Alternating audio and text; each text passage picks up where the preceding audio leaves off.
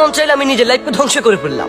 আমার মন চাইলে আমি একটা নারী মায়ে পড়ে গেলাম, নারী প্রেমে পড়লাম, মানে তাকে ভালোবাসা অফার করলাম। আমার মন চাইলো আমি সিগারেট খেলাম, আমার মন চাইলো যে আমি ভ্যাপনায় লিপ্ত হলাম, আমার মন চাইলো আমি হারামে লিপ্ত হলাম।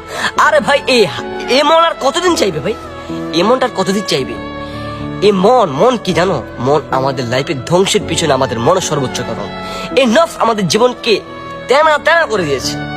মন চাইছে এটা করলাম, মন চাইছে ওটা করলাম, মানে মন চাইছে, মন চাইলেই কি করতে হবে নাকি ভাই?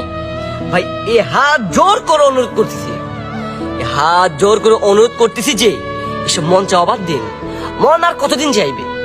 আপনার মনের চাওয়া ওই দিনে বন্ধ হবে যেদিন আপনি মৃত্যুবরণ করবেন, যেদিন আপনি অন্ধকার কবরে শায়িত হয়ে যাবেন, যেদিন আপনার নাম আর এই পৃথিবীতে নেওয়া হবে না। ওই দিন আপনার আর মন চাইবে না কোনো কিছু করতে।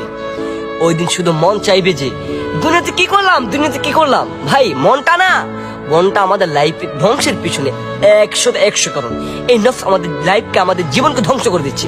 কারণ মন চাইলে কি আপনি মসজিদ দৌড়াইতে পারেন না? মন চাইলে আপনি হালাল পথে আসতে পারেন না? মন চাইলে আপনি রহমতের পথে আসতে পারেন না? আপনি কেন হারামে জড়াইবেন ভাই?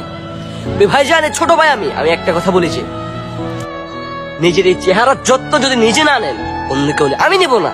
আমি এখন বলতে পারবো, তবে আপনার যত্নকে আমি নিব, আপনার যত্ন আমি নিতে পারবো না। আমি আপনাকে বুঝাইতে পারবো, আমি আপনাকে বলতে পারবো, তবে আপনার যত্ন আমি নিতে পারবো না। তাই একটা কথা বলতেছি যে এই চেহারা না, একটু তাকান যে আমি যে সিগারেট খাচ্ছি, আমি যে নেশা করতেছি, আমি যে একটা নারী মায়া পড়তেছি, সারাদিন চ্যাটিং পেটিং করতেছি, আমার কি লাভ হচ্ছে?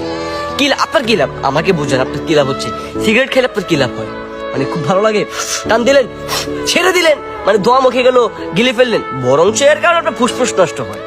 তাই একটা কথাই বলতেছি যে মন কি বললো? মন চাইলো আমি এটা করে ফেললাম, ওটা করে ফেললাম। মনকে শক্ত করে বাঁধন করতে হবে, এবং কি মনকে ছেড়ে দেওয়া যাবে না। যদি মনকে ছেড়ে দেন তাহলে আপনার লাইফ ধ্বংস হয়ে যাবে।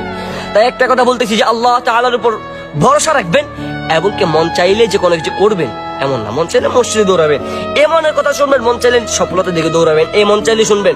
মন চাইলে হালাল পথে দৌড়াবেন, এমন চাইলে এই মন যদি আপনাকে বল যে হালাল পথে দৌড়ান, তাহলে আপনি দৌড়াবেন।